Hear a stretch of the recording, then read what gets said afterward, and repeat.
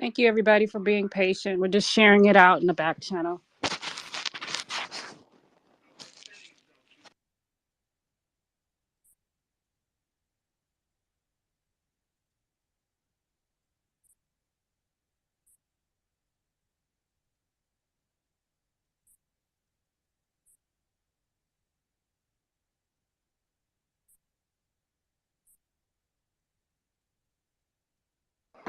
Okay, I'm going to begin. All right, good morning to everyone. Good morning. It's the first day of the month, October 1st. And it's a bright, beautiful, sunny day. I hope it's bright and sunny where you are. And if you are in Florida, our thoughts are with you. Hopefully, you guys have power or you didn't get that affected by the hurricane. Um, but let's begin. Let's begin.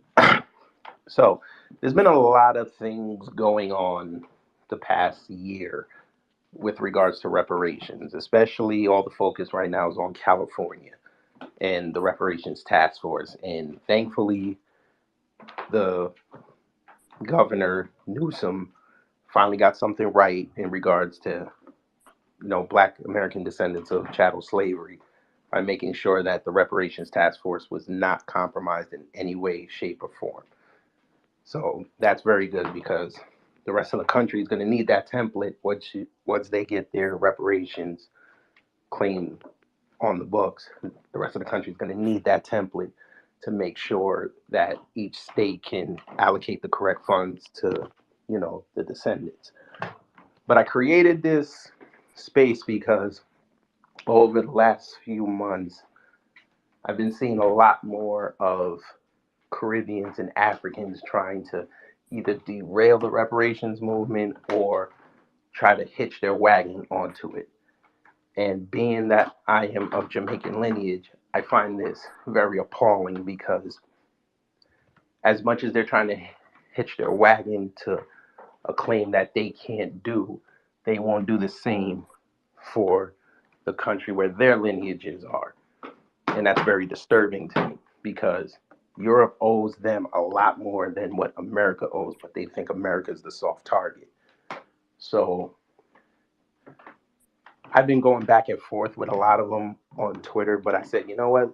Let me just open a space, have them come in and try to tell us why they're so upset that they can't be a part of this. And maybe we can get to some understanding because, once you start pressing them with facts and figures and logic, y'all become a hate group. So, Nikki, do you want to say anything?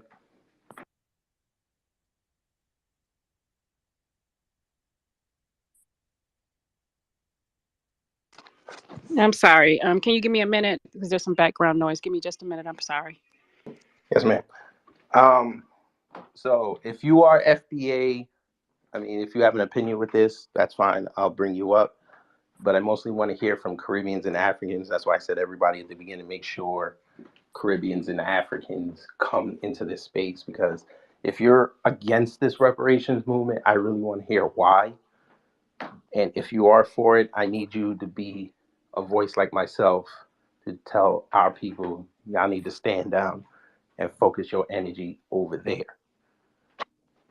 And So, if you are not against the reparations movement, come up anyway and tell us if you know if of anyone who is against it and if you can help us understand their argument so that we can better communicate.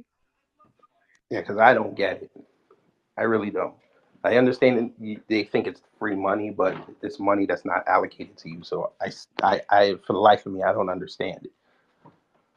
And your best weapon to do in this reparations movement is just get out of the way if you're not part of it or you don't benefit from it, just get out of the way. Well, they are eligible for reparations, like in their, home countries, and that's what CARICOM is about. And they can get reparations as well. They would have to put up a claim, from the country where they are from or where their parents are from, and they can get reparations that way. They just can't get reparations based on us. They can't get reparations from here. We get reparations from here because we are American Foundation of Black Americans. We are descendants of slavery. slaves here. So it's not like they can't get anything. They just don't have claim to our monies. That's what that is. But didn't y'all know the FBA dollar is worth more than their dollar?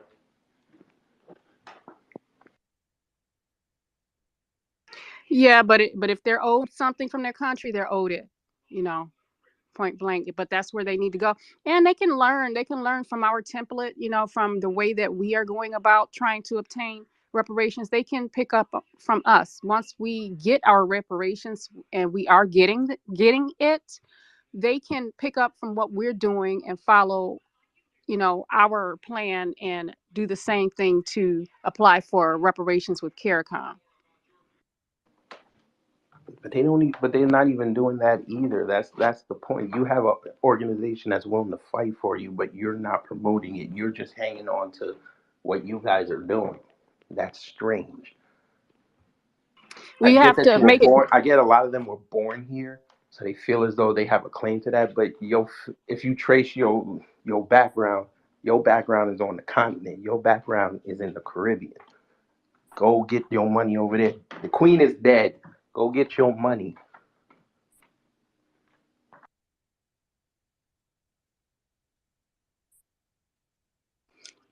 Has anyone in here celebrated? I mean, mourned the Queen and cried from the Queen being dead? Did you buy a costume and watch the funeral a couple weeks ago? It's okay if you did. I'm not judging you.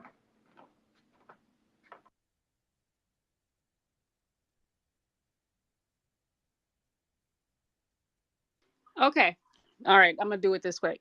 If you are of Caribbean or African descent, raise your hand or put up a heart.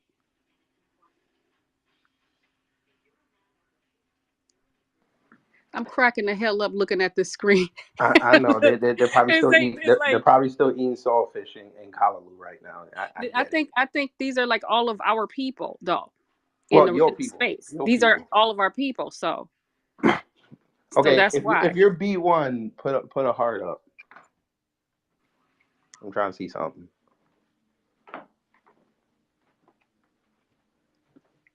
If you are FBA, put a heart up.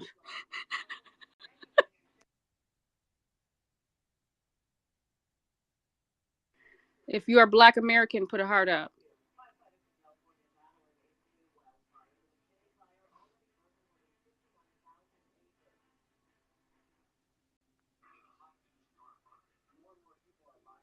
Okay, gotcha. All right, where? I think the Well, room like is I said, the pretty much. Caribbeans are probably still eating saltfish Yeah, and Kalaloo right now. So yeah, because I this don't room know. is basically all of us basically, and everybody seems to be on code. You want to come up and talk, Cool Breeze?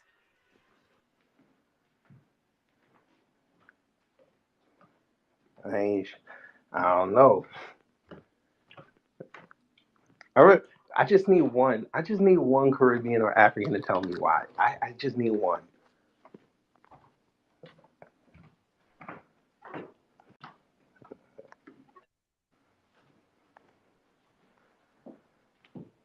Okay, I got Afro Lee and Cool Breeze. Let me start with Cool Breeze first. Hey, what's going on, fam? Appreciate you guys letting me up and stuff. Um, what I'm saying, to hit the top of the room. Why the Caribbeans so upset? I think because as what's been said. The code is the leader. They've been off code. Saying we are getting on codify with each other, looking out for each other, and they can't do it in their homeland. They're coming over here and they're biting off of Black Americans, saying culture and everything else, making money off of us, and then then try to flip it on us, talking about we don't have no culture and all this other stuff. So they just as people been saying before, they can't do it in their home country. And I yell the mic on that, fam.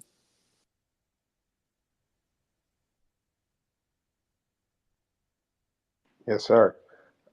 Sorry about that. I'm just putting up some tweets that I had archived about reparations, especially with the Jamaicans. I'm looking for some Africans right now. So If I do a delay in talking again, that's why.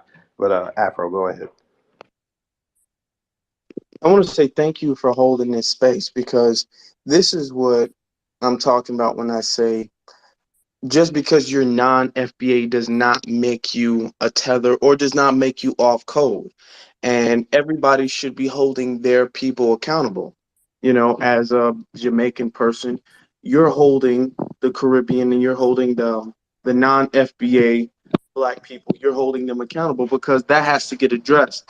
And I'm glad that you're doing it because you can address it in a different way than, let's say, I or any other FBA person could address it, you know, because when I address it, then it's, oh, why you hating all Africans? Why you hating all Caribbeans? But when you address it, they can't really approach you with that type of argument. So I'm glad that you're addressing it. As far as the Caribbeans and Africans, it is a good question. Why are they so upset?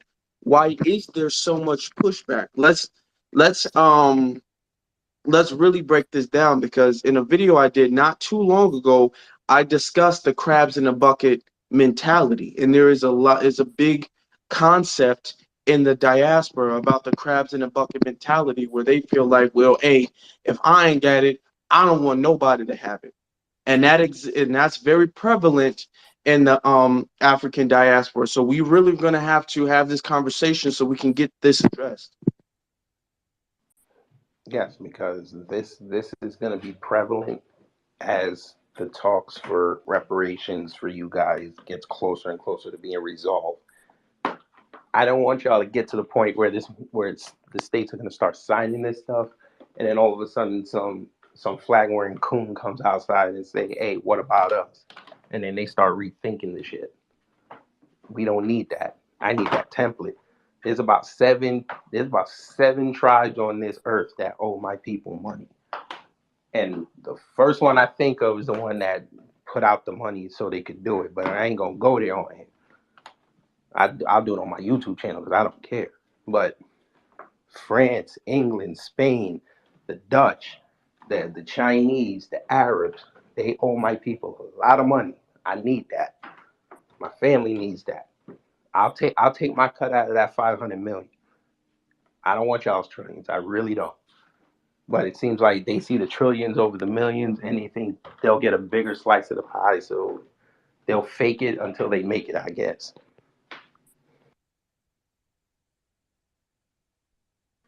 Now, this room here, even though I'm sure that y'all are used to seeing certain rooms about non-FBAs run a certain way, this room is not to attack anybody.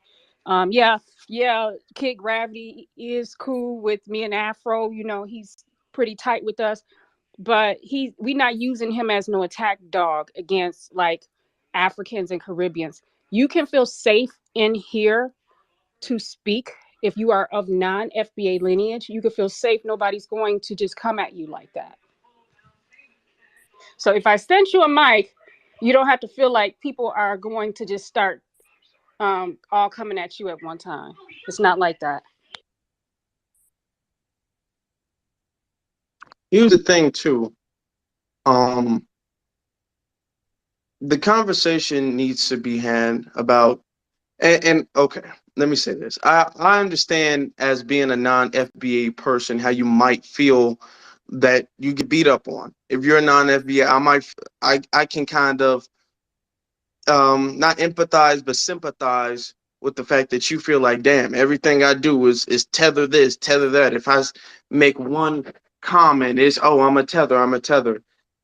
Now you do have to understand, unfortunately, the situation has built up to this level. Now, if this was a few years ago, then the situation wouldn't be so tense. But it's tense now because a few years ago, when we started to call it out, it wasn't being addressed at all. And I keep saying this because it stays very true. When Michael B. Jordan was being attacked by the Caribbean, not just I think it was one Caribbean island, but not just one island or one country, by the entire Caribbean and Africans too, for whatever reason.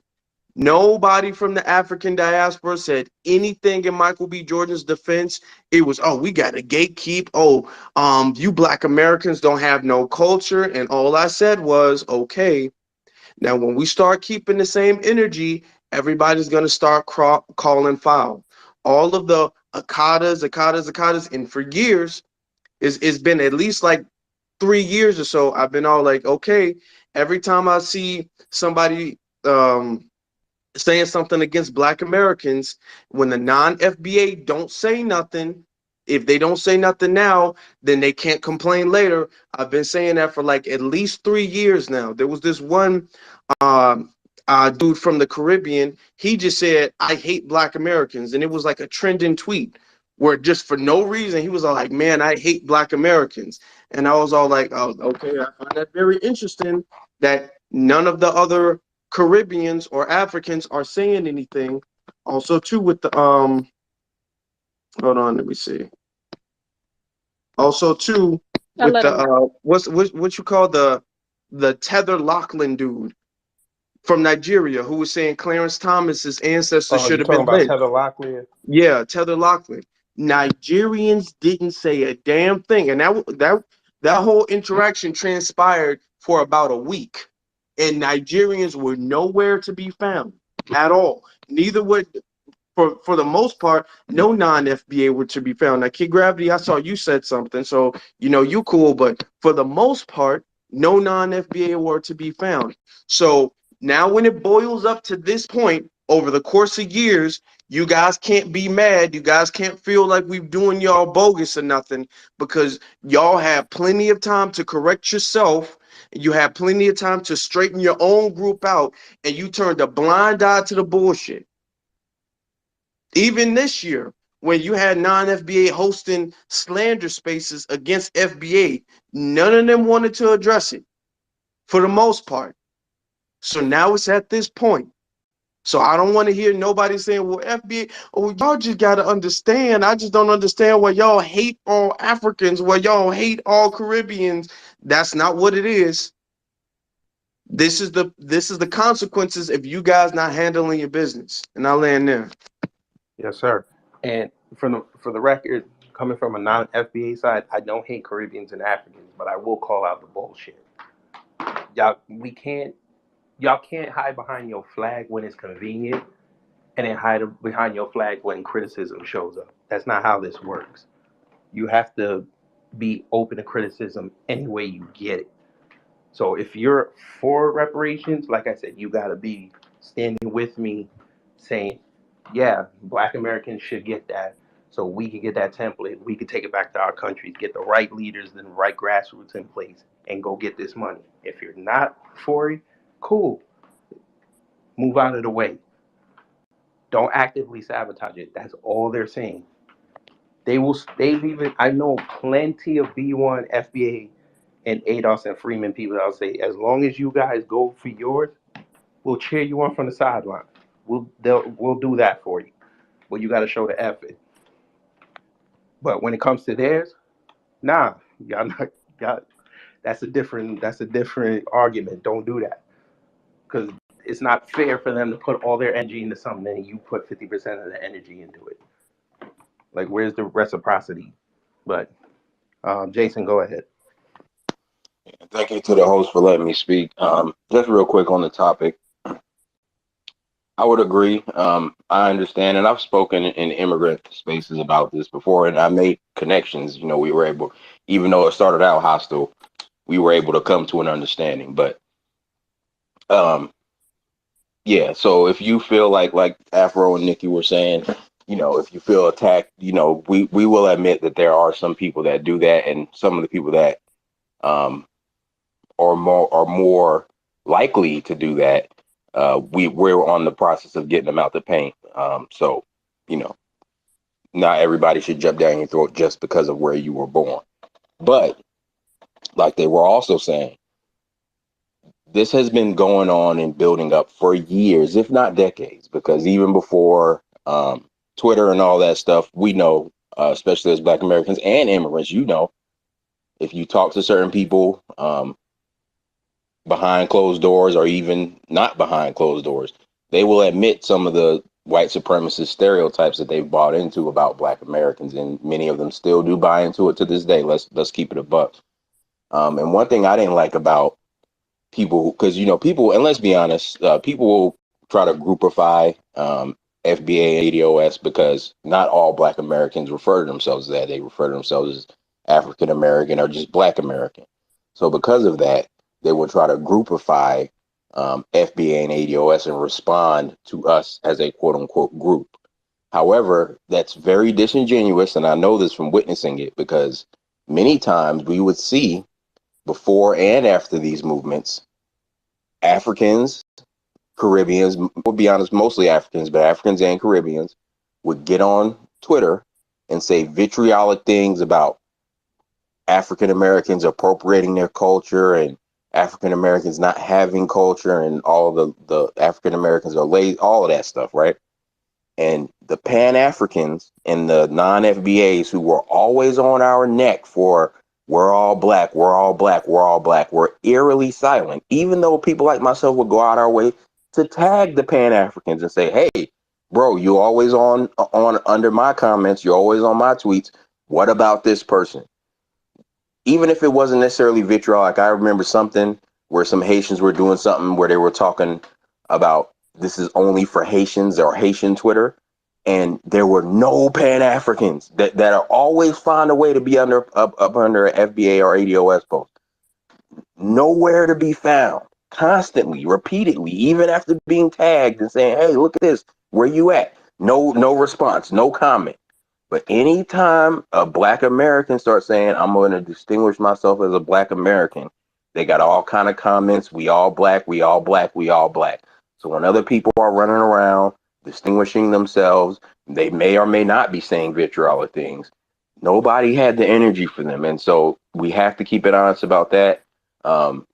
You can't keep purposely ignoring one side and then try to come and have fake moral outrage with the other side when you had now, many of them have deleted their tweets by now, but there was a time for a couple of months, about 2 or 3 years ago, where South Africans were just jumping out the window on Black Americans repeatedly in the tweets. And there were no Pan Africans around. But as soon as Black Americans start saying we're going to start circling our wagons and focusing on our lineage like everybody else does, all of a sudden, hate group, you guys are this and that, you hate everybody, we're all black, you're coons, this, that, and the other. But any other time anybody else that's non-Black American is running around distinguishing themselves with their specific flag and their specific culture, it's all good. But as soon as Black Americans do that, oh, what about we all black? It's very disingenuous, it's very hypocritical. And this is why a lot of times your complaints are falling on deaf ears, and it actually makes the people go harder because they see the deaf ears that you practice when someone who is non-Black American has been doing the same thing, and they've been doing it a lot longer, if we're being honest. And if you can't even be honest about that, then we're not going anywhere, and you're going to keep being mad and butthurt, and people are going to keep doing what they've been doing. But thank y'all for letting me speak. Yes, sir. Appreciate your insight. And that's the thing too. Like you said, we can all stand together, but at a certain point, we all have to go our separate ways. Like you have your own fight. You can't be scared of people who already started the fight and not being a part of it, then starting your own fight and getting the support. You can't join in on something that's already started. That looks weird. Because once they get to the finish line, you're going to stand there trying to take credit for something that you didn't do or you didn't put the hard graft into. Like, how would you like it if, let's just say, for argument's sake, Jamaica drafted their petition for reparations, took it to the Buckingham Palace. They said, okay, fine, whatever, we'll give you your money. And then all of a sudden, Black Americans come off all these planes, all these JetBlue and Air Jamaica planes, hooping and hollering and then holding out their hands. Y'all would think that was weird. So if it's weird for you, how do you think it makes them feel when they're leading this charge that everyone around the world can use? And then you're just saying to yourself, whatever, I'm just going to latch on to it. Maybe I'll get like $1,000 here, $1,000 here. Y'all look like scammers when you do that. I'm sorry to say it. But, This is the age where people can't be criticized, and you know, just slightly elevating your voice, people think they're feeling attacked. But I'm gonna stop.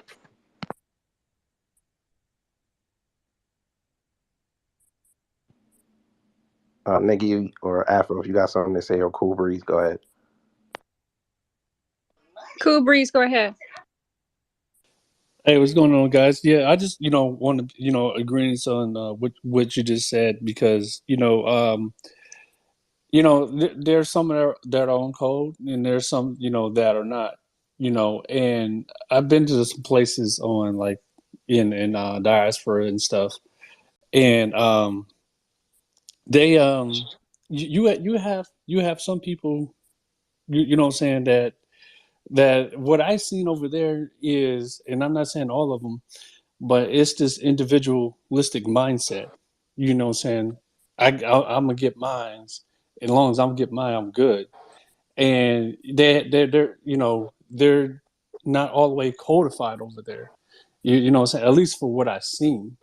And so they take that same mentality and they bring it over here, and they try to flip it on us. You know what I'm saying? So they're jealous of us getting codified. You know what I'm saying? And they bite off of our culture. You know what I'm saying? We make things popping around the world. Everything that we do, we get it popping, and we, what I'm saying, it becomes a commodity. So, like, and I think they're maybe jealous of that. So, but I'm gonna leave it at that, and I'm gonna yell at the mic. But why should you feel jealous about that? That should be the question you ask them. Because Jamaica got this whole code saying, out of many, we are one. So you shouldn't feel alone in a group. But again, I don't know. Scott Lowkey, go ahead. I just feel like as Black Americans, we always gonna have a lot stacked against us and whatnot. And it's important that we continue to know that, but also not allow it to, affect our day to day. Almost like saying fuck them, but still calling shit out.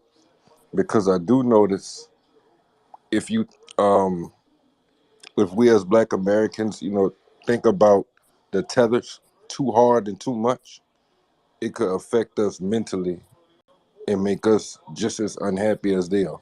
Because they really just a bunch of unhappy people. That's really is. Happy, hurt people want to hurt people. So at the same time, I would say it's good for us to continue to call stuff out, because we haven't really called stuff out in the past. But don't, when you walk outside in the real world, just remember to keep your poker face on and do your thing. You know what I'm saying? Don't walk with a cloud over your head. Nah, land my plane.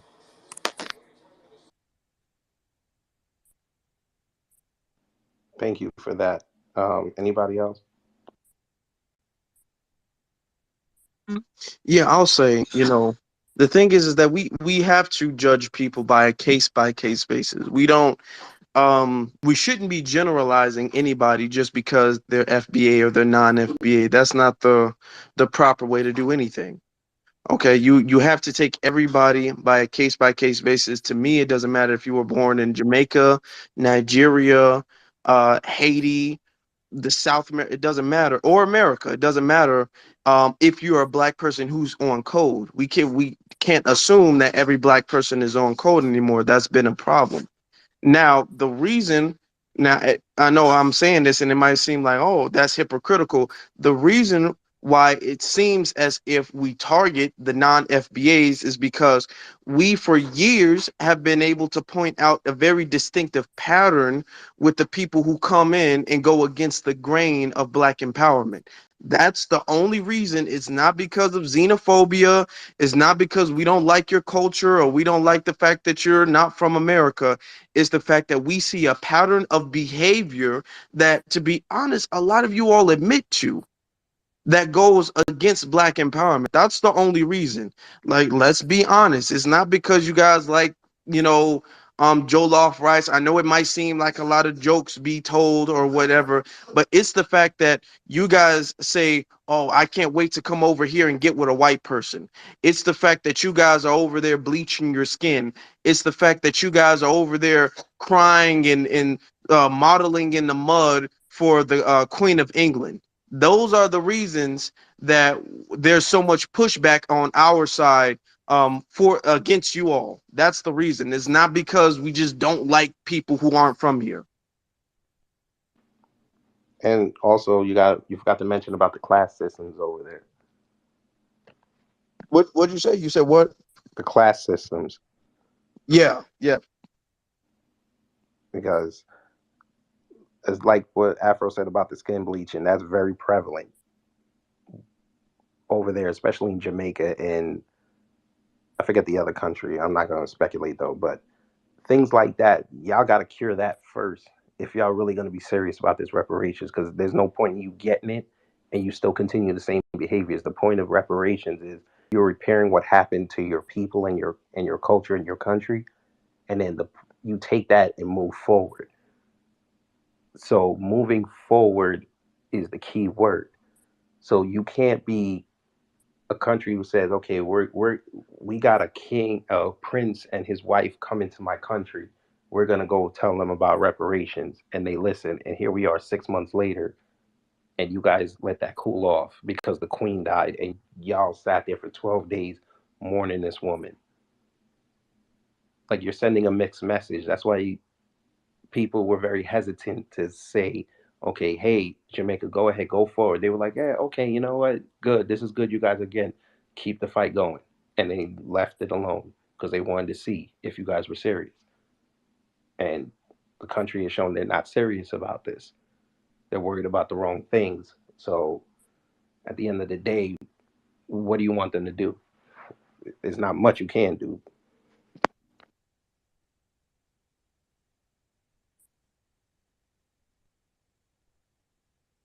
Exactly.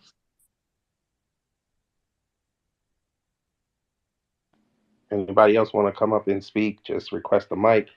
If not, um, I don't know. Nikki, Jason, anybody want to say something? Okay, so I do feel like we are making progress with the communication. Excuse me, I'm like doing a lot right now. I apologize. I do feel like we are making a lot of progress with the understanding of reparations. I'm seeing a little bit less pushback from from our non-FBA community, but I do feel like we still have a long way to go. Um, I just have issues with the way that some people in the past have gone about it, with labeling anyone who is non-FBA as a tether. How do you expect someone to listen to you when you approach them in an aggressive way? And I've always stood at that. I felt like it was just asking for trouble. Now, if you are a tether, you just are one. If you are cooning, if you are trying to excuse me, if you are trying to ruin what we're trying to do in regards to getting the money that's owed to us, yes, that is an issue, but I don't feel like we have to go out of our way to insult people who have shown no aggression towards us in order to make a point. And so I feel like that has slowed down the progress that we could have made, because we had people on this site telling people that they weren't Black if they are not FBA. And I personally don't agree with that. I feel like you're Black, you're Black. That's where B1 comes from. And some people don't agree with that, and they don't have to. I know what I've lived by for, forever. But I just feel like we can, and I do feel like a big hunk of the non-FBA people do have an issue with respect, with being disrespectful, but that doesn't mean everyone. And we do need to check that type of behavior. We need to address it. We need to continue to address it, especially when people do things like join a task force and try to act like they deserve money that they don't deserve because their ancestors ain't even from here. That is a problem. So if you're with us, you're with us. You're going to help us get what we're owed. You are going to act like you are grateful that you have been allowed to come to this country and benefit from it. And you will ally with us.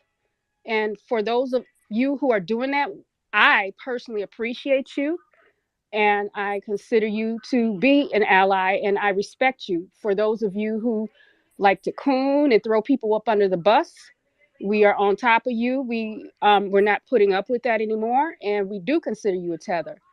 And the people who are not tethers, who are FBA, they aren't putting up with that either, and they're coming for you if that's what you are about as well. And I'll land. Nikki, just say the truth. Just say we're gonna kick you in your ass. Just say. I don't. I'm trying to be polite. I'm trying to turn No, over a new leaf I and be feel a you good on girl. that. I feel you on that, but this ain't the time to be polite. Yeah, You got to tell but the truth. we not like some other people If though. you mess this up, you gonna get kicked in your ass. That's it. Just we can't be sugarcoating this stuff anymore because again, I think another problem is, and this is just from what I've observed, there's not enough consequences. Now, for I, those who are in the know on this wait, app, real quick, you saw consequences real this quick. week. Yes, ma'am. Tori and Yes, Rain. ma'am. Where's Tori? Tori and Rain, wave at me. Say hello. I'm saying hello to you like a million times. You didn't say it back. Say just wave at me or something and say hello, Tori and Rain. Okay. Okay. I'm gonna assume you're sleeping. He's probably doing something. Yeah, he's He probably normally just recording. puts it on and does other things. And it goes off. Yeah, because Yeah, I'm This really man busy has to right do. now.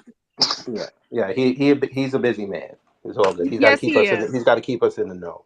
But Okay. no, but like I was saying before, we got to tell people if you mess this up, you're gonna get a foot in your ass. That's it. We like I said, there's from what we've seen, who those who are in the know, I ain't gonna say what was going on, but you know. You saw the evidence of consequences if you mess around with what people are trying to build and what people are trying to get accomplished. I think a lot of these other groups, they don't see that. Like, yeah, you guys will yell at them and call them tether and anchor baby and all this other stuff. That's cool.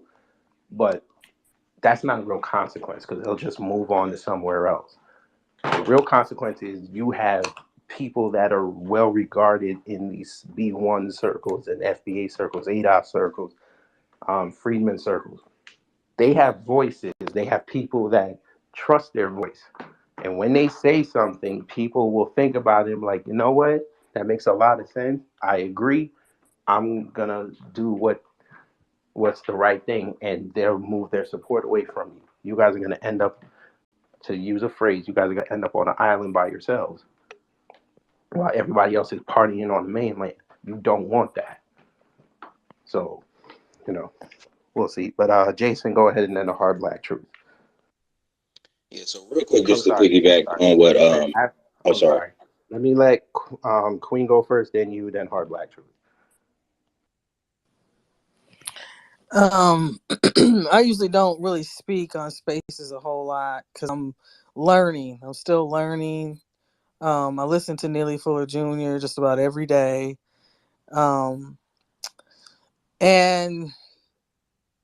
so my journey as a Black woman, it's been a tough one. And not really understanding all the things that I was taught when I was a young child by my mother and grandmother and other family members, and watching things that happened to them. And so putting all that together, and now as an adult, I'm understanding a lot of things that were taught didn't make sense to me when I was younger, but now it's all coming to a head, and I'm grasping things and understanding. So with Caribbeans and Africans, I never really felt a connection because of the disrespect. That's the first thing that I saw growing up, was the disrespect. It was just it was ridiculous. And I tried to, have conversations with different African women. I go into their braiding shops and things like that. And you try to make a connection, and it's like they're not interested. They don't care. And so I'm like, okay, so now what do I do? And, you know, I think social media has really captured what we experience in our personal lives. It's really shined a light on the relationship of Black Americans and Africans and Caribbeans. For me personally, when I see an African or a Caribbean, I don't see them as Black. I define them as how they define themselves, which is from Jamaica or whatever. But I do hear different people, like one lady I was talking to, and I did a couple of spaces with her. She's from England and she's from Ghana, but she considers herself British. So she does, when she refers to herself and other people in Ghana that are in England, she'll say Black. And I'm thinking, where did the term Black come from? So I hear different things here and there where Black came from. And I believe it originated with chattel slaves. I believe that's where it came from. So I think that's where the ownership lies. I think that in the past, when we look at the civil rights movement, Jim Crow, after quote unquote slavery ended, um, we had to create our own, and that's where Black came from.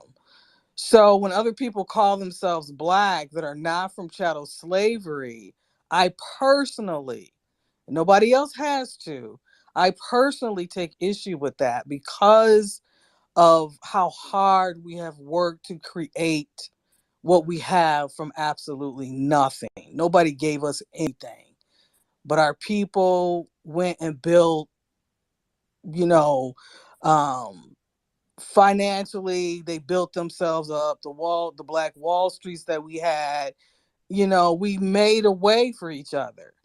And so I take to heart and very serious when somebody calls themselves Black and they're not from chattel slavery. Now, saying that, I have great respect for you, Kid Gravity, for having this space because it's really important for people to see and understand now in this day and time to where our ancestors have gotten us. We're learning from their mistakes. We're learning and we are making a way for the future. And, I'm loving what I'm seeing with my people because I started fighting for Michael. And I've always been alone, like I keep saying, and I don't know much about my people. I don't know much about, the different lingo and how you guys communicate and stuff. So through Michael, I'm learning, I'm growing and getting to know my people with putting together the things that I was taught when I was a child. So, keep doing what you're doing, Kid Gravity. Um, you know, I see you. I recognize you. I've watched you too, along with everybody else in New Black Media. You're working your butt off. You're telling it like it is. We got it. This is the time now where we have to get people straight. We have to make sure that people understand what we're doing and that we're serious about it. When you have too many people, from different places and different things trying to tell us what to do, pull us there, pull us here, we've done all that. All of that has been done in the past. Now it's time for us to stand up and say, this is who we are, this is where we've come from, and this is what we're coming for. We're coming to get our check. And we need to make that clear. We don't need to stutter. We don't need to waver. We need to make it clear. I'm not trying to overstep anything anybody else has said in this forum or any other forum, but I'm standing on my own and I'm saying what I have to say. So I don't know what "Land My Plane There" means, but I'm done with lecturing. So I You're doing appreciate. a great job. Thank you. You Yeah, did a great job. yeah. So Yes, ma'am. so All I right. love y'all. I love y'all. I think you're doing a phenomenal job. I got to get along with my day. I appreciate you. Yes, You ma'am. guys Stay take safe care. out there. Yeah, and kid, we'll be talking on Monday. I got my alarm on and everything. I'm Yes, ma'am. excited. I'm waiting. Okay, you Yes, guys ma'am. take care. I love you. Stay strong out here. All right. Yes, ma'am. All right. I'll talk to y'all later. All Proud right. of you, man. Proud of you. All right. Yeah. So what she was referring to is I'm going to be speaking with her on my YouTube channel Monday at 7 p.m. So, yeah, just look for Kid Gravity Beyond on YouTube. But let's continue. Brother Jason, go ahead, and then the hard truth. Thank you for letting me speak again. So a couple things I want to piggyback on what Nikki said real quick, and then I kind of want to address some of what the sister just said. But like Nikki was saying, and like I've said before, and other people, but since it was brought up again, certain people do go too far. Like I said, we're on the process of getting most of those people out of the paint. There still are going to be some that aren't a part of the people we're getting out of the paint that do that. And what I'm referring to is immediately judging somebody because of where they were born, or immediately showing vitriol to somebody because of where they were born. You're going too far. You can't expect anybody, just like if you're a Black American, let's say, just for somebody's individual experience, some Black immigrant, they were one of the few that wasn't a coon. Let's just say that, because a lot of them are. But as soon as they get to America, they get robbed by some FBAs. Now, even that would be some cooning, because you can get robbed in your own country and you're not going to turn on all your people. But I'm just giving an example of, if you as a Black American, you go somewhere and the first thing you experience is a bunch of Black immigrants attacking you, you might have some vitriol towards them because of your personal experience. So the same thing with us. When people are coming in these Twitter spaces, they may not personally have been one of the people, even though they may or probably do have family members who are those type of tethers, or whatever term you want to use. They themselves are not. But when they find themselves getting attacked by Black Americans just because of who they are, then they might start saying, oh, well, my family members were right about these Akatas or whatever. So you can't do that. You're just feeding into certain stereotypes. You're making it easier for your enemies to make you into a villain and a bad guy. And I know some people think they can take on the whole world, and to some degrees we do have to. So I'm not saying being cowardly, but at the same time, you don't need to create enemies for no reason, especially when you have enemies that are already against you for no reason other than you being for justice. And then you want to create more enemies who have justification to be against you. So we do have to be careful about that. It's you have to just move with a little bit of intelligence and not pure emotion all day, every day, because that's what a lot of that is. It's just pure emotionalism. We talked about how certain people were being led by feminine and matriarchal energy. So you have to reel that in a little bit sometimes. Again, people get out of pocket, do what you got to do. I've done what I had to do. I've said what I had to say to people who are out of pocket. But so, yeah, just to piggyback on that, she's right. We do need to chill in certain aspects, but also, of course, as we've all been saying, that doesn't mean we're going to stop checking certain behavior. But also to what the other sister said, especially about, the origin of the word Black and slavery. We have to be careful about, and this is not to be offensive to anyone, but this is just me speaking the facts, at least as far as I know them, about pseudo history, because what she described to me is not the origin of the term Black. The first person I know to really use the term Black as far as referring to African Americans was Elijah Muhammad. Now, some people may want to dispute that history, but it definitely wasn't after slavery, because that's why we had terms like Negro and colored and all this other stuff.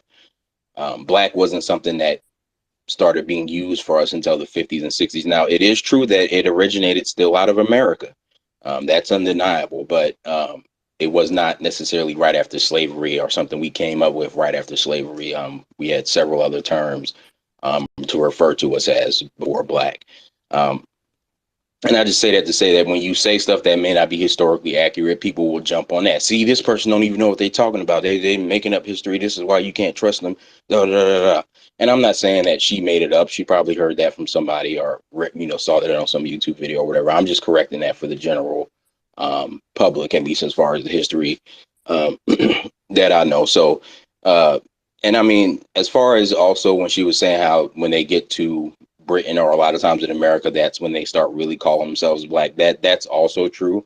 I mean, some of that is, and this is not to make an excuse for them, but obviously these people come from all black countries, so they don't really use that term because black, honestly, it's a term that's in dichotomy to what? White. Because white people have always called themselves white, but they didn't. They always had some other name for us, and that's why a lot of us say, well, if you're white, I must be black. Like all of these other terms, Negro and colored and all that other stuff. So people, so it's somewhat of a natural thing. I'm not necessarily mad at you if you didn't start using black until you got to America, but or Britain or whatever. But once you start to understand what racism is, and you want to refer to yourself as black, I have no problem with that because you are black, and the white supremacists have designated all African descended people or African phenotype people black, whether they want to be black or not. So it's just the reality of it. And we don't have the power to change that as of this point. But also, though, what becomes disingenuous or a problem is when you're black when it's convenient, when you want the benefits that African Americans have fought for. But then when you want to distinguish yourself from us, now you're Haitian, now you're Jamaican. Either you're black all the time or you're Haitian all the time. And don't get me wrong, you can be black and Haitian at the same time, but don't just use it selectively. So even though you may refer to yourself as Haitian in certain specific aspects, maybe when you're talking about the things that Haitians do or making jokes about your family or whatever it may be, and I'm just using Haitians as an example, it can be Jamaicans, Nigerians, whoever. I understand that that's natural and normal, but don't start distinguishing yourself when you hear someone talking negative about Black Americans. You need to take offense like they're talking about you. And even if it's your family member, that's when you have different energies. When you want some benefits, when you want to be included in what we're doing, when you, whatever it is, now you want to be black. But when it's time to diss us, when it's time to say criminals, I'm not Black American, I'm Haitian. Don't do that. That's where people want to say, well, you're not black ever. If you want to gonna not be black when you get a degree, if you're going to not be a Black American when you get a nice job or whatever, don't become black when the racists come. Don't become black when it's time for reparations. Don't become black then. Keep the same energy all the time. Like I said, I get specific individual little situations where you may change it up and it's not necessarily meant with any kind of deception or vitriol, but there are a lot of times where it is meant with that. So we just got to keep the same energy across the board. But I'll land my plane there. Yes, sir. I appreciate that. And there's a I great want to ask, fumble. let me There's a ask a great. quick question of the room. Does anyone believe that tethers, quote unquote, tethers can change their stripes? If yes, let us know how or why. If no, let us know. That's a tough question. It depends on how they were raised. I feel like anybody can change. You know what I'm saying? And it's really like it's really just that anybody can change. Will they change? When will they change? That's up to the person as a whole. Um, just the way the world is, it's kind of rough out here as far as the way people treat each other in general. So I don't see tellers as a whole, getting this big warm heart for us because deep down they already have somewhat of like a jealousy. So it's like like yeah they can change, but will they or when will they? Who knows? Yeah. Um, yeah. Like I said, that's a tough question to answer because you have to take into account how they were raised. If they were raised with, oh, the Black Americans are negative mindset, that's going to be tough unless you put them into a situation where they have to consume a different mindset. If you can put them with people like what we're doing here, and you give them the books from like Francis Cress Wilson, Neely Fuller, Amos Wilson, Khalid Muhammad, and they're open and receptive to it, they may change their views. But you know, again, that has to deal with how someone was raised. Hard Black Truth, go ahead, and then DC, and then Cool Breeze. Hey, Black first to the family out there. Okay, well, as far as that recent question, uh, I think a lot of folks you can hit a point of no return. You know, now if we're dealing with folks who are still, I don't know, in their youth and their development, and haven't really experienced much in life, maybe there's a possibility that as they grow, things might change. People change, right? But you eventually hit a point of no return. You eventually hit a point where, your experiences have been stained. You know what I'm saying? They've been kind of been imprinted on your mind, and ain't really no coming back from that. So, just be wary. If I don't know, just be wary and cautious with people overall. You know what I'm saying? We posed that question to Tethers, but you could make the same case for Coons and everything else. You know what I'm saying? To the sister that was speaking on the term Black, and I think a lot of that Jason kind of explained thoroughly just now. You know what I'm saying? So I mean, I for one have always identified as Black. I grew up around non FBA folks who call themselves Black. You know what I'm saying? Like, one of my youngest memories was a Jamaican dude. His name was literally Mr. Black. You know what I'm saying? So it's like that. Is not everybody come from countries where it's predominantly Black folks. So in that regard, but I'm gonna fall back on Jason because he made it clear. Too many folks come out here and they use that as a convenience, and then when it's time to stunt, it's let me bring it back to my homeland, my home team, which oftentimes they don't even work with or do anything for. You know what I'm saying? So you're reaping the benefits here, and that to me is kind of like where it all lies, is the fact that too many folks are comfortable. You're comfortable being here, and you know what I'm saying? This is wonderful. You can enjoy, you can make whatever of yourself, and it's time to do me, and bump Black people as a whole. Like that mindset that frustrates me, but unfortunately it's real, and unfortunately it's prevalent for a lot of folks in the diaspora. That's just the facts. I would love to see folks, when we get these politicians and spokespeople to come up and say things that they know is contrary to the base Black society. Like, how do you get on air and say anything contrary to reparations, yet we see it happen time and time and time and time and time again? And it oftentimes ain't really the Coons. It's folks that have literally no ties here. You haven't bothered to learn. And I ain't going to try to say as much as learning. Learning history is great, but you have not bonded. There's no soul there. There's like, I'm ranting, but for real, like the shit irks the fuck out of me. Like, have some respect. You know what I'm saying? Have some acknowledgement, because slavery took place all over the Americas. Like, you know what I'm saying? Like, and if you come out of that in any which regard, understand your shit's been dissed up. If you happen to be here in the States, roll with the people that's making it happen. Roll with the people that's still to this day having to deal with an injustice system. This shit's black and white and plain as day with a lot of the shit that you see taking place. Look at these towns and cities that just go under because you had a storm or something like that. Nah, his infrastructure's not being paid attention to because they don't give a damn, because the folks that live in these areas are Black. You know what I'm saying? So I don't know, man. Just you can try to get on call with folks. And if you call yourself being an on call individual, just do that. I'm done ranting.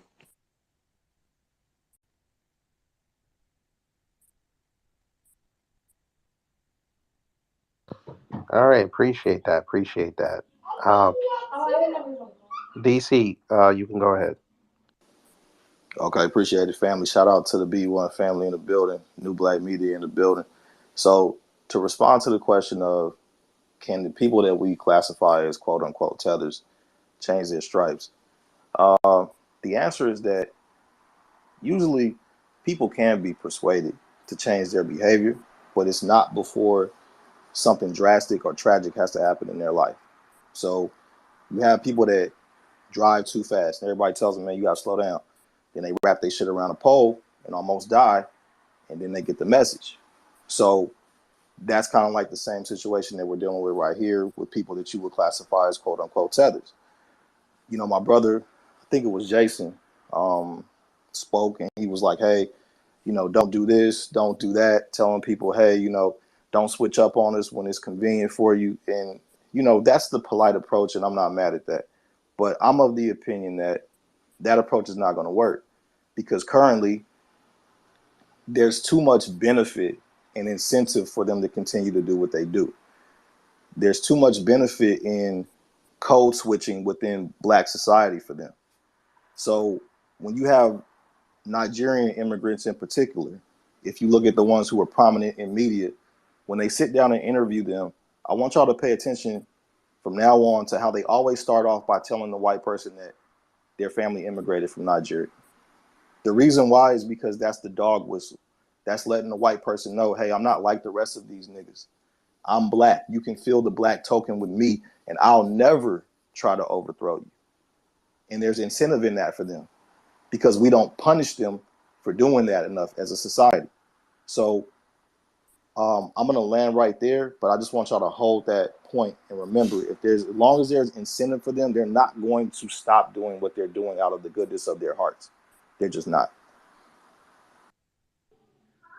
I appreciate that. Appreciate that. Cool Breeze, go ahead, and then Jason. All right, cool. Yeah, I would like to, basically add to that, what I'm saying. I always say, people people don't change unless they want to change, and, so like to answer the question, I think Brother Afro Elite brought up a good point. It's always a case by case basis, because you only know what you know, and what you don't know. So when I'm glad we're drawing the line as to where FBA and we're standing up for ourselves, because now we're seeing the people that we thought that was going to help us and all is been totally against us. You know what I mean? So when a person comes into consciousness, it's like, to me, are you going to continue to do what you're doing, or are you going to change your behavior? So to me, I think it depends on what's the person's intentions, because sometimes people, they do things was beneficial to them. So all of a sudden now they want to be Black when it's convenient, or now white supremacy, they get cracked up by the side of the head by white supremacy. Now all of a sudden they Black, but then beforehand, oh, I don't identify what Black Americans, or I'm whatever. They like to identify for whatever perspectives, areas they're from, and then when they get a little taste of white supremacy, all of a sudden now they're Black.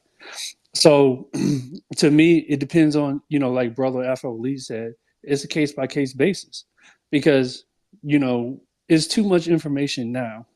Nowadays, it's not like what it was before, back in the day, where it was hard to get some information and and stuff. Even then, our people, Black Americans, we got on code back in the day like that.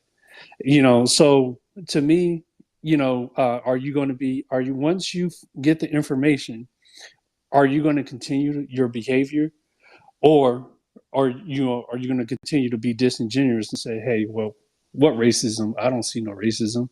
You know what I mean? And I'm going to yell the mic at that.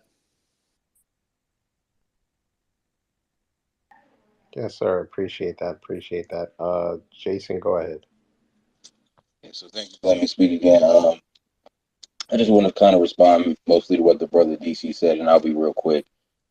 He's right. I am taking the polite approach, and he's also right that certain people, they're just going to keep doing what they feel benefits them the most, and you have to make it very consequential for them to be doing the jumping back and forth, which is why some of the vitriol is needed, because people need to know, if you do that over there, You're not welcome back over here. We're not going to allow you to play both sides of the fence. We're not going to allow you to basically just aid the white supremacists all day until they flip on you. And then all of a sudden, you've been hearing us, even though we've been saying this all along to you. We can't have that. So I agree with him. The only thing I would caution of or say back in response to the other side is basically like I was saying earlier. You have to be careful because again, we just want justice. Nobody should be against that, but obviously we know a lot of people are, especially a certain demographic, and I'm talking about the dominant society. So we're gonna have a lot of enemies just because we even have the courage to say this is what's right. That alone is going to get you enemies. Try to be careful about being too far out of pocket with certain people when you don't know anything about how they think or how they move, because at least in my experience, I know, like the Hard Black Truth has said, even though, yes, I know of black immigrants, I've already described it, black immigrants who switch it up, black immigrants who do all that stuff. But I also know of black immigrants who have married black Americans long before Twitter, so they didn't take FBA bullying them into it, who call themselves black and all that stuff. So that's all I'm saying. You would alienate people. If I'm a Pan-African and I go to Nigeria and they all turn on me, that's going to turn me against Nigerians. It's the same thing for a black immigrant. That's what I think the one thing that we forget, the human aspect. We're all human. Even if there are other black Americans who may have said or done something negative to a Nigerian, I don't deserve to pay for that. It's not fair. I don't know those people. I've probably never met them just because we're black Americans. They could have lived in California and I lived in New York. I don't know that person. And it's the same thing for an immigrant. Now, yes, some of them do know these people, so let's not play the game. But some of them don't, or even if they do, that doesn't mean they agree with it. They co-sign it. That's where they're trying to come around you because they don't agree with that and co-sign that kind of behavior. So that's all I would say is just be careful. Don't alienate people for no reason, all because you're butthurt about what some other black immigrant has done. Now, if someone wants to question you about why you're all for FBA, let's have that conversation. And if they start showing their coon side, do what you got to do.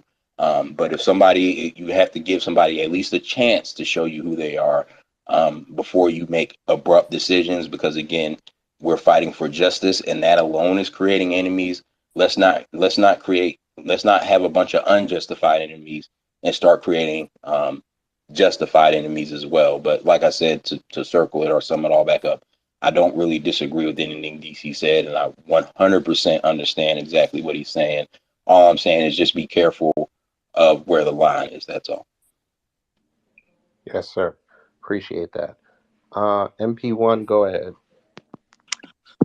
Thank you for allowing me to speak. As far as tethers changing, when they're a tether and they got a certain mindset, it's really hard for them to change. It's really not gonna happen.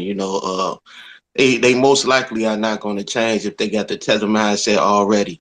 And I talked to a lot of them. I didn't talk to a lot of them from Twitter Spaces to Clubhouse and things like that. And unfortunately, I didn't heard brother Tariq Nasheed say, a lot of them got a different mindset because the places they come from, basically the places they come from, is in squalor a lot of times, not all the time, but a lot of times the places they come from is in squalor. So when they get over here, they feel like they done made it to the big house.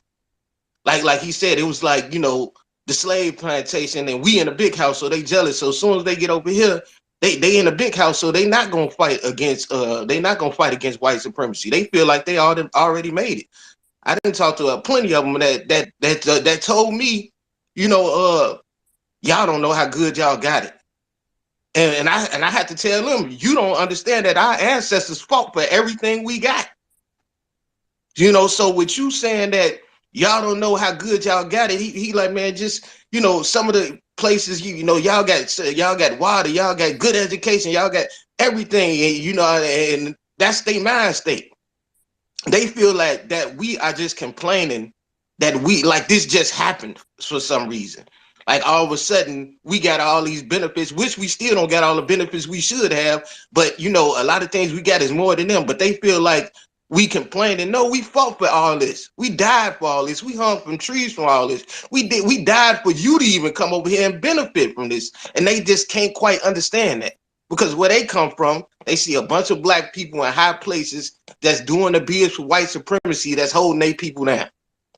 So they see all, they see black people as the enemy anyway, because they coming from places that the black people that's in position, high positions, that's different tribes and different families are in high positions. That's, just long as they kids going to the best schools, long as they rich and they family lineage rich, they don't care about the others. So they watch the others live in squalor.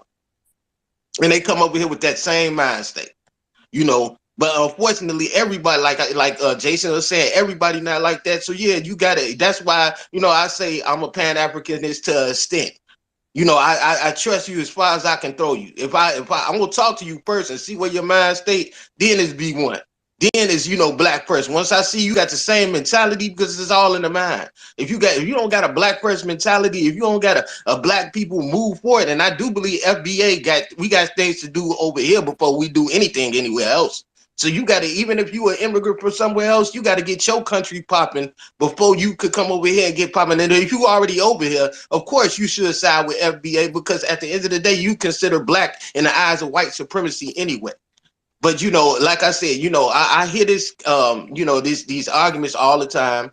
Africans and Caribbeans, and when they going against reparations or they get into politics, talking down on reparations or getting into politics that's undermining African Americans, you are an enemy and you are doing treason. Because in any other country, if we went over there, you already know what happened to us.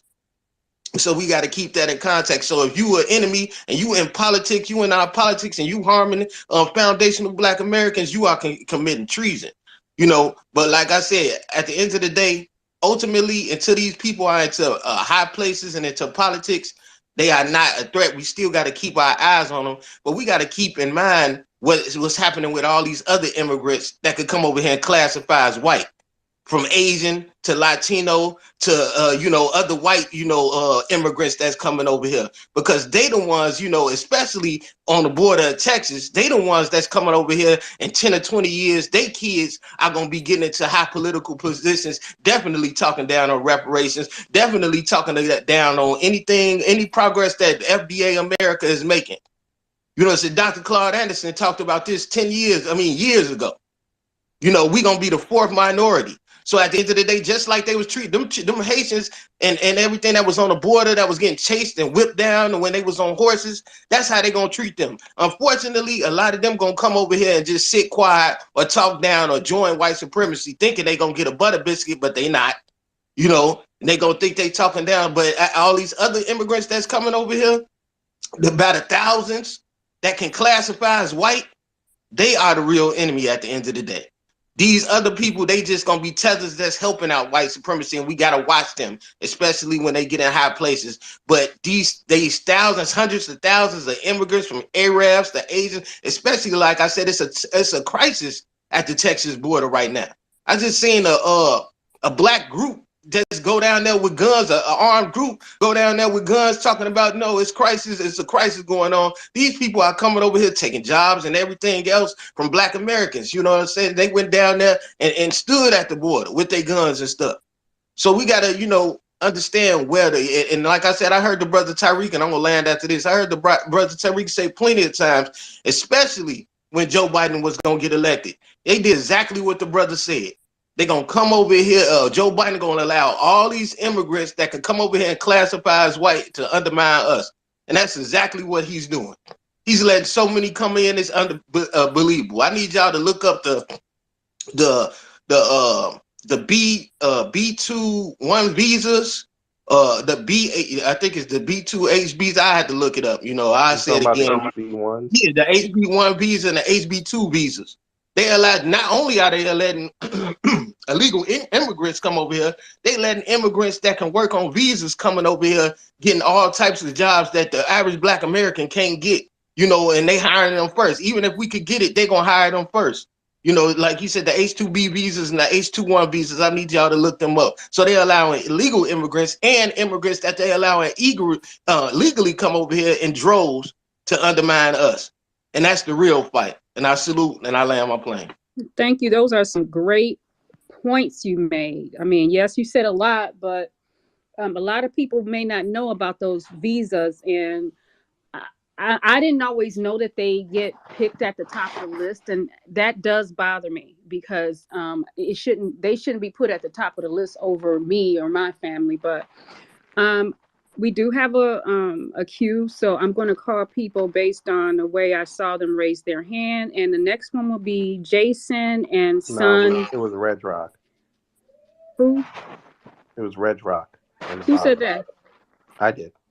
Oh, you said, oh, this your room. Okay, okay. I thought Yeah, it was somebody Red else was Rock, just then telling me. Okay. Jason, then Andy, and then Son. Okay. Go ahead, y'all. All right, just a quick story. Um, Family, thanks for letting me speak for a minute. I went to a predominantly white high school, Benjamin Cardozo in Queens, New York, and we had a group of blacks. A lot of them were immigrants, and at that time, I didn't see no problem. Back then, nobody talked about their immigrant status as much as they do now. And I'm told since I left New York, because of the influx, that now it got popular. Everybody wants to throw that flex, and I have some immigrant descendants friends that so-called I would die for and they would die for me. But there was one girl, real pretty. She brought up at one of our reunions how her and another girl laugh at who got voted as the prettiest or nicest girl or something like that. I kind of remember it, but I don't. But I remember that she was real mean. And I pointed that out to her. I said, you probably lost because you was mean. And she was from Caribbean descent. And she finally admitted, she said, because my family told me not to mess with y'all. So that was a shock to me. She claimed she wasn't mean, but I guess that was the root of it. But the next thing, I want all our if you got kids, teenagers, family members, look into factory automation. I've been stopped tooting this every space I get on because I'm getting sent people from Mexico to train to do automation type stuff. When I say automation, computer automation for these production lines, they're getting controlled by robotics and automated processes. It's a combination of computer, electrical, and mechanical. And we got a lot of immigrants that they're sending me to train, and I'm feeling bad because I hardly have any brothers to train. So right now I'm just trying to train on company stuff, personal techniques that I've developed over the last 30 years. I'm trying to save that for some young brothers. So I'm gonna put up in the jumbotron, if you'll allow me to, little things to look at on the internet. Your kids, all our kids are good on computers naturally now, so they should be able to pick up on this. And if you Yes, have sir. some kids, Hit me on teenagers, the back channel. young men in your family. I had a little cousin, one of my first cousin's sons, 25 years old, didn't know how to operate the jack to his. So if you got people like that in your family, you get them out there, make them do stuff for no reason, just to get them doing stuff. I asked him, did he know how to operate this jack? And he said no, because his car was leaking oil. He didn't want to park in the driveway. And I'm saying, you ain't got to park in the street. Just jack up your car, look up, make sure your oil pan is tight. He hemmed and hawed for a whole week. And I said, you do know how to operate a jack, don't you? And he didn't know how, 25 years old. Going on date, meeting girls over here, taking them. I said, what if you get a flat tire, you out of the date? You can't change your tire. So, but we got to get them basic skills back into our youth. Thank you for Red Rock. Hit me on the back channel. All right. Thanks for letting me speak for a minute. I hope that was of some help and information to somebody. Yes, sir. Appreciate that. Let me get to Jason and then Andy. All right, so yeah, thank y'all again. Just real quick, and MP1 kind of reminded me to say this. I meant to say this the first time when I was responding to DC. But the other thing, outside of just creating, enemies that maybe shouldn't be your enemies, the other thing that I caution against, and this is what I started to see a lot, especially from the people that were getting out the paint, that started to concern me, is that we get so much on the black immigrant or tether problem that it seems like we're starting to purposely forget or ignore or even make excuses for other enemies. For example, because I know I've been around longer than a lot of people, not everybody, but a lot of people. There was a time where you could possibly consider Tariq Nasheed a Pan-African. That's why you may see some of the people who are enemies and against him, especially over this FBA stuff, will say, "Oh, he was a scammer because he used to be a Pan African, used to make movies about Haitians and this, that, and the other." Because he did. He used to be for all black people pretty much across the globe, or any black person that was on code against white supremacy. But part of what started the focus on black immigrants is that he and others would point out that, we got these Asians who align with white supremacy. We got these white Hispanics, Indians, Arabs, all of these people who have anti-black vitriol in their home countries, and they treat black people like dirt, shit in their home countries. And then they come over here and they side with white supremacy until white supremacists like Trump, which is why many of us were perfectly fine with him being in office, because he was giving some equal opportunity racism instead of just anti-black racism. So yeah, when you get like a Trump white supremacist and he starts kicking everybody in the ass, all of a sudden we minorities, this, a lot of the same energy that we feel from black immigrants. And people would say to him and others, well, what about black immigrants, to try to get us to stop going in on Asians or whoever. And we would say, well, what about black immigrants? Let's start looking closely at how they respond when we fight racism. And we heard and we knew from our own experiences and sharing experiences with each other, we're seeing too much of the same thing we'll see from an Asian or whoever else. So don't throw up what about black immigrants like they're that much different from all these other anti-black people. The only difference that we do recognize is that, yes, they experience anti-blackness as well, but that in some ways makes it worse, because you should know how it feels. You being a black person who's interacted, even if you haven't been to America, you've interacted with somebody non-black who was an anti-black racist, because it's too globally spread for you to not have, unless you've just been in your village your entire life. You've at some point interacted with somebody, whether it's a white person or an Asian person or an Arab, who was anti-black, and you knew that they were against you because of your skin color and your phenotype. So yeah, I just wanted to add all that in, because again, and the last thing too is, we have FBA coons. If we didn't, we would probably have taken over long ago, or we would have our reparations long ago. This wouldn't be a discussion. If every FBA was on code and all of this, Jim Crow Joe wouldn't have won. There's so many things that wouldn't be the way they are now. We wouldn't have the fish fry Clyde Burns, and the even though he's dead, he was a coon. I'm sorry for those of you who don't know that he was John Lewis, and I can go on and on. So we've had plenty of black FBAs who undermine us. And obviously the white supremacists, I've said this in several other spaces, all you got to do is look at the photos of who's standing around having a good old time when there's a black body hanging from a tree. If you look at the photos, but again, people want to say, oh, that was the 1950s. Okay, let's go to 2020. Let's go to 2014. Let's go to Tamir Rice. Let's go to Breonna Taylor. Let's go to Philando Castile. Let's go to Mike Brown. Was that a bunch of tethers doing that? Or was that the same usual suspects that were in the photos in the 50s? A lot of people want to be on Carolyn Bryant's bumper because she's still not in prison for what she did to Emmett Till. Is she a tether? Is she a Jamaican? Or is she a white woman? So, I say all that to say we can't forget about the greater and bigger enemies. But again, that doesn't diminish or take away the problem we have with tethers. But, so I think some of us, was try to, white supremacy doesn't exist, or, all of this other stuff that's basically cooning, and, you focus on one person and they're not really even the biggest enemy. And that just makes it easier for the real enemies to do you in, and you won't even see it coming. But I digress. Thank you. No problem. Andy, go ahead. Yeah, thank you very much. Greetings to the room, and shout out to brother Afro Elite. Yeah, me personally, I support reparations. Yeah, I'm speaking from Accra, by the way. I support reparations, but I want to speak on the word black. And shout out to brother Jason.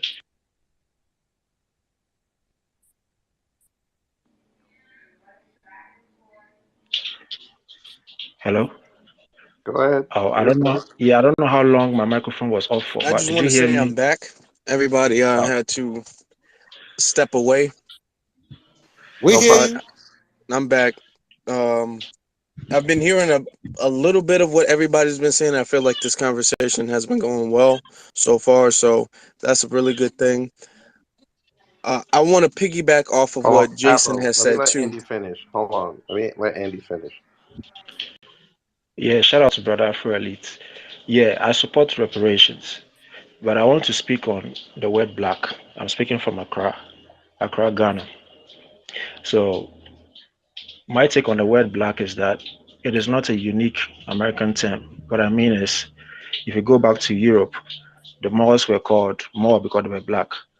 And even in Spain or in South America, they call black people Moreno.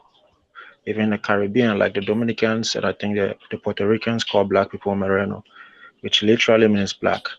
And on the African side, at least on my mom's language, which is the Ga language, Ga people are the natives of Accra. They call people with the African phenotype as black people. The word is Modin. Mo means person, and Din means black. Like the color of my hair is a Din. Now, at the end of the day, we still delineate, we still call ourselves Ga people. We call the Ashantis Ashanti people. We still identify ourselves as tribes. But when we look at people who have the phenotype of the African, you are Modin. So it is not a uniquely, American term, even though it's political for you guys. A lot of us identify ourselves as black, with or without white supremacy. The interesting thing is, we don't call Europeans white people, literally, like in my mom's language. We call ourselves black, literally, but we don't call them white. We have a word for them called brofonio. Brofonio literally means a hoe. I cannot say this without chuckling. A ho or like a hoe ass nigga, because they cannot be trusted. That is what we call them. And because we were colonized by the British, when someone is speaking English or the English language that we all speak right now, it's called Brofo, which means you are speaking a whole ass language. You understand? We understand white supremacy in the sense that these people cannot be trusted, and they have a poor track record of being human, so to speak. Um, Also, to speak about the tethers, I think that the solution is delineation. Um, that is the only way you can really make sure that some of the trash doesn't get thrown on you people as FBA. What I mean is, when, and Brother Tariq has spoken about this, when an immigrant commits a crime, they don't mention where they come from. They say this black person has committed such and such crime. Now, the more you delineate and show, okay, this person is from Nigeria, this person is from Ghana, it will cause the communities in America, the Ghanaian community, the Nigerian community, to actually start fixing their people or actually getting their people on code, trying to find ways to solve the problem. Because until now, it's always been okay, those FBAs are criminals, or we are the doctors. So right now, they'll be forced to do the soul searching to look at themselves and try to solve their problems. And by so doing, I believe they are going to learn to do that back home, because America is a good place for people to actually get on code and get something moving.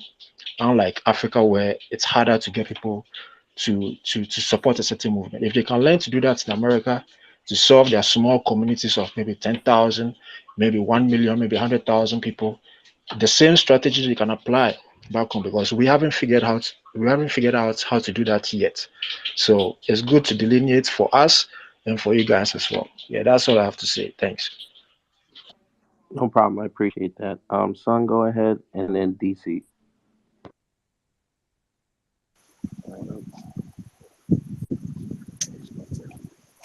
Hi, thank you for the room. Thank you for letting me speak.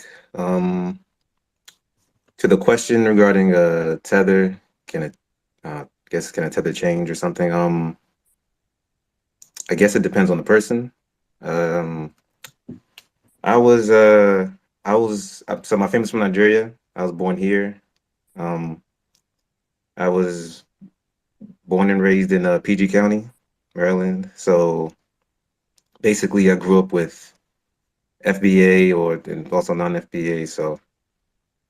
So I I never knowingly went against Black Americans. but looking back, like I've realized I was unknowingly going against Black Americans due to the way I voted. So I feel like years ago, I guess I could consider myself a tether, just due to the way I voted, vote blue no matter who, that type of thing. And when you like when Black issues arise, you know, it's almost one ear out the other when it comes to being a Democrat. It's very odd. It's almost cult-like. It's a little bit. What really woke me up was a couple years ago when I volunteered for DCCC. I'm gonna be really quick. I phone banked for Ben Jealous. So I don't know if anybody phone banked before, but they give you a script for quick key points to go to when you're talking to somebody over the phone. So one thing they did tell me, like they'll say, hey, if you get somebody talking crazy or whatever, just ignore them. So I'm like, okay. So a couple calls here and there, then I got to one call, quote unquote, what they would call quote unquote crazy. So I'm in Maryland, so I guess I'm heading up some people in Baltimore City. And then like I would talk to them and then they'll just literally go off on me like, oh, I would never vote for a Democrat. Like, why would I vote for a Democrat? Look how the streets are. Look at where these jobs, look, we don't get no job, blah, blah, blah, blah, blah. They was just going off. And instead of like ignoring them, which they would tell me to do, I was actually listening. And it hit me. I'm like, why would we ignore these people's grievances? Like, what are we doing? Like, this is wrong. This is like way off. So when I get to people that just be going off, I will listen to them, and I'll just literally just go off script and be like, look, because at that point in time, I didn't really care about anybody else except Ben Jealous. And I thought that he would make a difference in Maryland. Like now, no, I don't think like that, but before then I did. So I would tell him like, look, I think Ben Jealous would fix all this and da. Like I really care about anybody else right now. Like I think Ben Jealous is a guy, but whatever. But yeah, that really woke me up. How like the way I was moving regarding voting, the way I would, the people I would support, was actually hurting like my brothers and sisters, my people here. And so since then, I'm no longer a Democrat. I get all my news and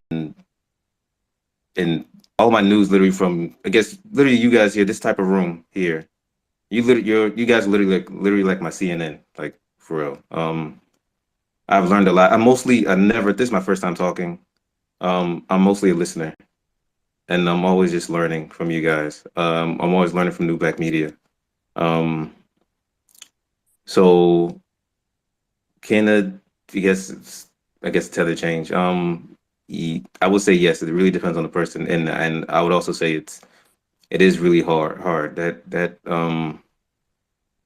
whether it's your family or like your party, it is cultish. It is like really, really, really cultish, and it's really hard to break away. So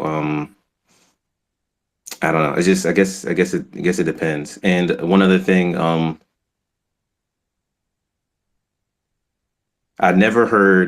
growing up, I never heard like FBAs like consider themselves like say the words Black American. So now when I hear the word Black American from an FBA, like saying it, it's weird to me because growing up, I would hear the word Black American from Nigerians. I always hear it with an accent. So when you guys say it, it's kind of weird to me. So basically what I'm saying is Nigerians has always delineated. Like, don't let anybody lie to you. Like, just come out and say we're all Black, blah, blah, blah, this and that. a lot, I won't say all, a lot of them have always delineated. So I find it very like disingenuous when a Nigerian, when what any black immigrant says, "Oh, we're all black," blah blah blah, this and that. Nah, you Nigerians, they've been separating themselves from the get go. Um, so yeah, that's all I have to say. Thank you for letting me speak.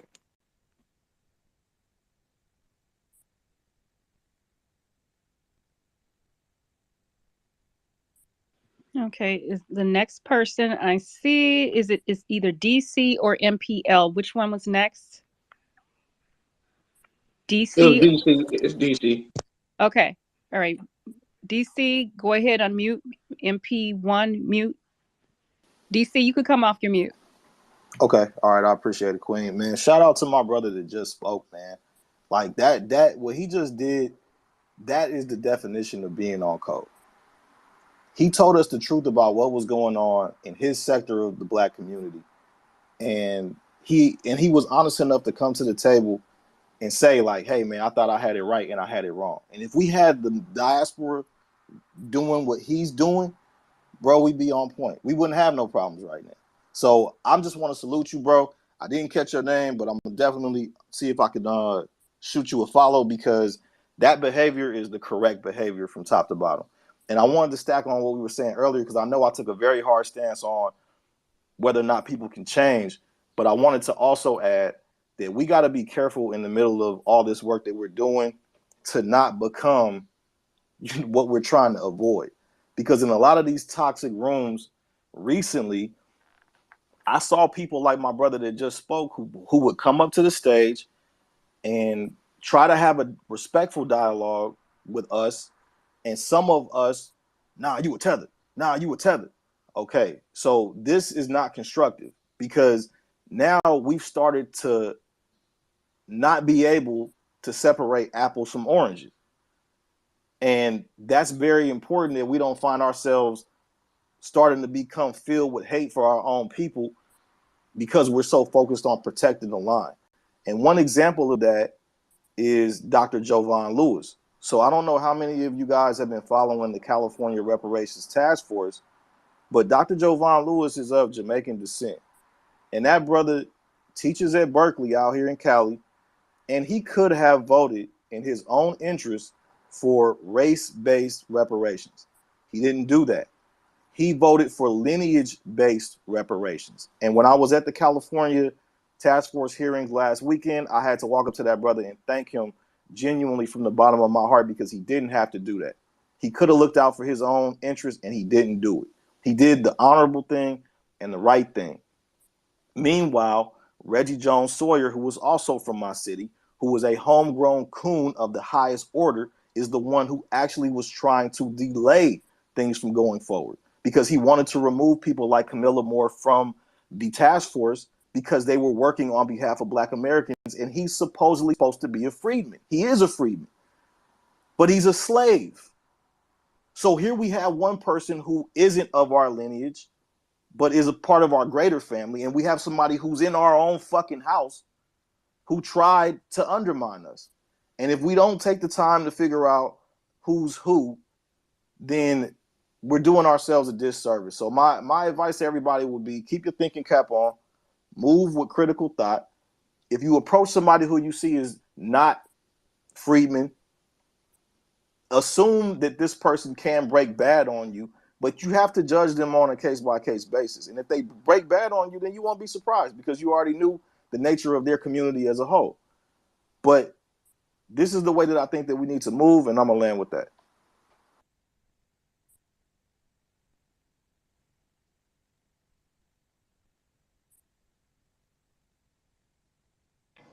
I appreciate that. I appreciate that.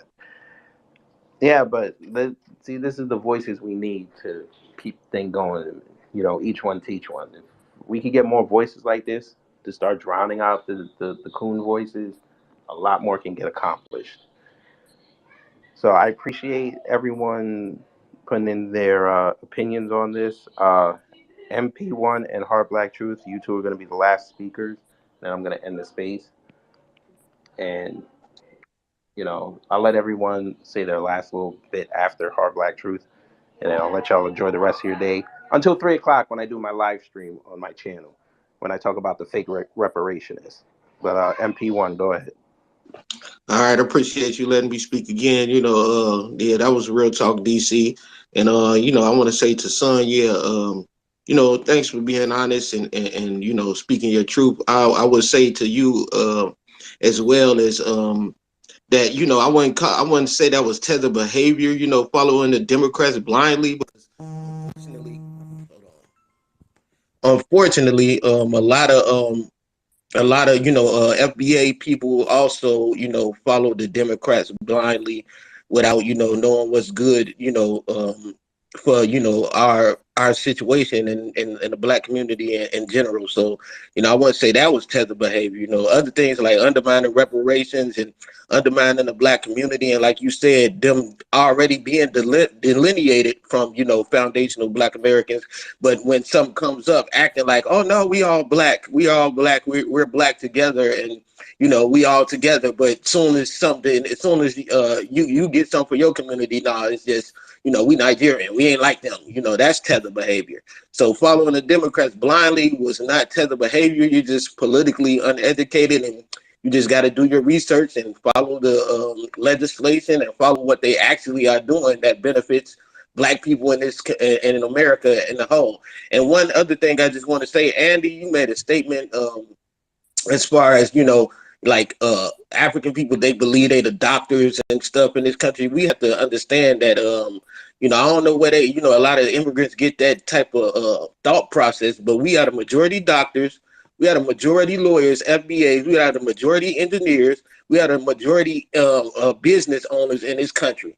Yes, they have large numbers in demographics because they lower numbers than us. But ultimately, we are the business owners, the doctors, the lawyers, the nurses. We make up the biggest black demographic of educated people in this country. And I just want to land with that.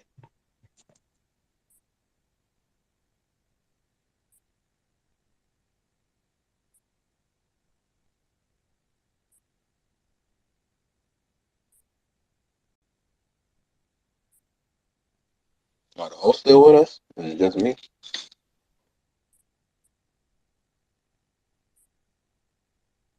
Okay.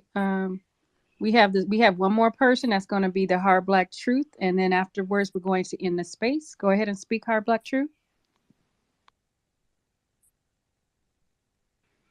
Hard Black Truth, you can unmute your mic. All right, yeah.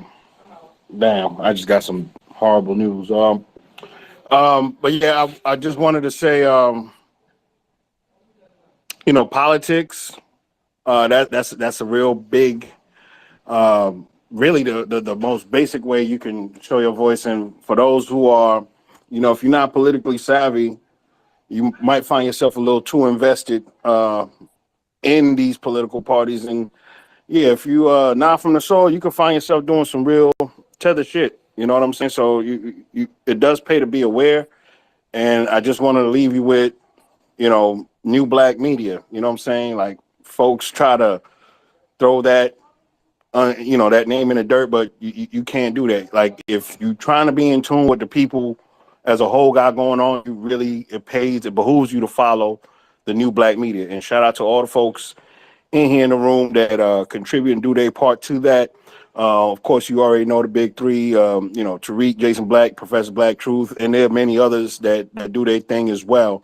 But those are the folks who are actually looking out and have shown to be looking out the best interest of black people as it pertains to black empowerment, the message of reparations and all of that. So, if you are new to it, there goes your plug. You already know where you could, kind of be in tune. So I'm gonna leave it at that. Be one.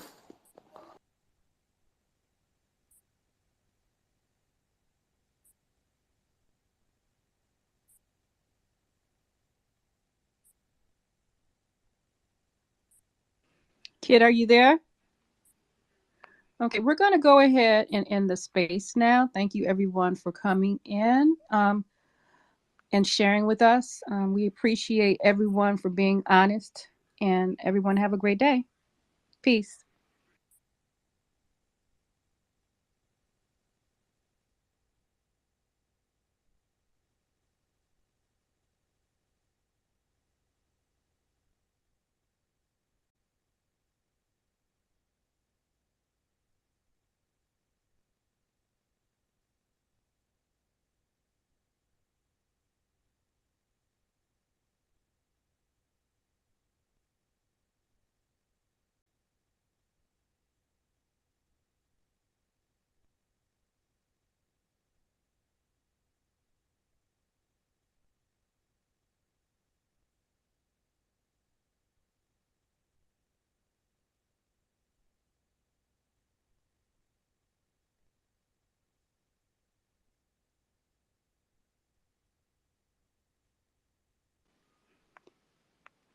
Afro, I'm removing people from the space. The space is over and Kid Gravity walked off somewhere, so I'm removing everybody one by one. Oh, So if you can help me remove everybody from the space because it's over. Oh no, you can't. yeah. I literally All had right. to I couldn't hear anything. The Oh, space okay. was tweaking for me, so that's why I had to leave. Like I was trying to read the captions, but then the captions disappeared, so I had to leave and come back. I tried to close out, so I'm literally yeah, okay. Well, I'm gonna leave then. I'm gonna leave. Okay.